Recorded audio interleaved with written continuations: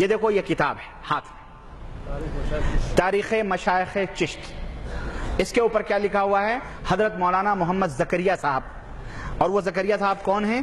جن کی کتاب یہ فضائل اعمال، فضائل صدقات ہے نا. یہ تو میں لے کے چلتا ہوں، مجھے پتا تھا آج پوچھا جاؤں گا میں. یہ کتاب ہے. حاجی امداد اللہ مہاجر مکی جو پورے رشید احمد گنگوئی، اشرف علی صاحب تھانوی، قاسم نانوتوی، ان سب کے پیر اعلیٰ حضرت ہیں. یہ ان کا بیان زکریا صاحب نوٹ کر رہے ہیں کیونکہ ان کے پیر حافظ محمد ضامن شہید تھے، ان کا واقعہ ذکر کر رہے ہیں حاجی امداد اللہ مہاجر مکی کے حوالے سے. کہنے لگے کہ جب حضرت نے فرمایا کہ اب تو میرا پیام سفر آخرت آ گیا ہے، اب میں مرنے والا ہوں، تو حضرت نے ان کی پالکی پکڑ کر حضرت رونے لگے. حضرت حاجی امداد اللہ مہاجر مکی جو پیر ہیں وہ رونے لگے. تو حضرت نے تسلی دی، فرمایا فقیر مرتا نہیں، فقیر مرتا نہیں بلکہ ایک مکان سے دوسرے مکان میں انتقال کرتا ہے. فقیر کی قبر سے وہی فائدہ ہوگا جو ظاہری زندگی میں ہوتا تھا. سنو، یہ قبروں کے پجاری تم سمجھتے ہو بیچارے وہ خان صاحب لوگ ہیں بریلی شریف کے؟ ارے یہ شیخ لوگ بھی ہیں، یہ شیخ صدیقی لوگ ہیں. ادھر خان صاحب ہیں، ادھر شیخ لوگ ہیں. خان اور شیخ اور پٹھان کی لڑائی ہے یہ بیچ میں، اور کچھ نہیں، یہ دونوں سب ایک ہیں. سنو آگے، سنو آگے. کہتے ہیں بہرحال وہ مر گئے، دفن کرور دیا گیا. یہ عقیدہ بتلایا جا رہا ہے کہ جو بزرگ ہوتے ہیں، جو زندگی میں فائدہ ہوتا ہے وہی بولو مرنے کے بعد میں بولو. یہ امام ابو حنیفہ کا عقیدہ تھا. امام ابو حنیفہ رحمۃ اللہ علیہ قبر سے گزرے ایک آدمی روز چلا رہا تھا. کہنے لگے ہیں تو کیا کر رہا؟ کہا میں برسوں سے اس قبر والے کے پاس آ کے فریاد کرتا ہوں اور کچھ مانگتا ہوں. یہ کہا اس نے کچھ سنی؟ کہا نہیں. کہنے لگے تو ماتھا رگڑ رگڑ کے مر جائے گا، یہ تیری بات قیامت تک نہیں سن سکتا ہے. یہ حنفی ہیں.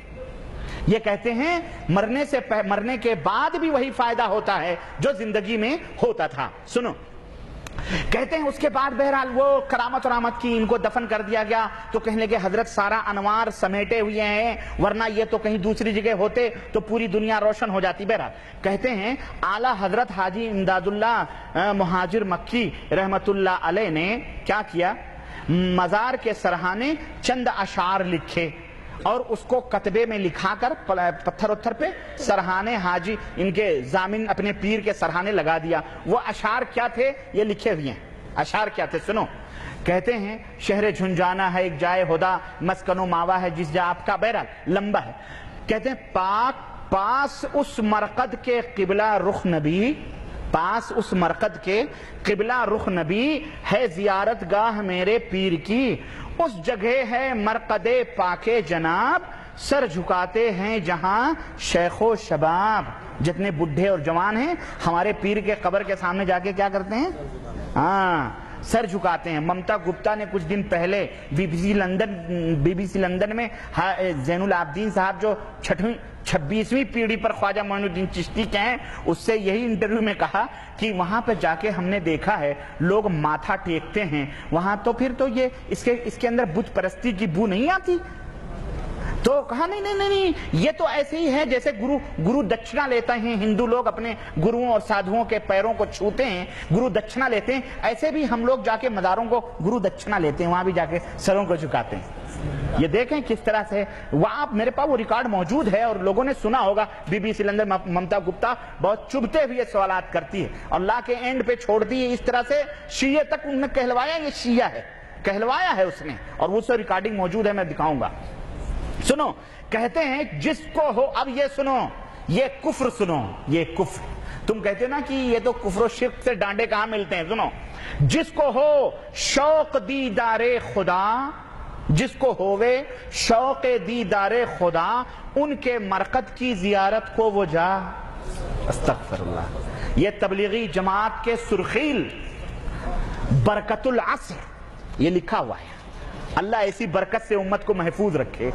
یہ برکت ہے، یہ برکت ہے، یہ کفر برکت ہے. یہ برکت تو اچھی چیزیں ہوتی ہیں، یہ کفر تو سنو. کہتے ہیں کہ یعنی پیرو مرشدو مولا میرے حضرت نور محمد نیک پہ، اعتقاد دل سے جو جائے وہاں، اعتقاد دل سے جو جائے وہاں، اس پہ سب اسرار باطن ہو عیاں.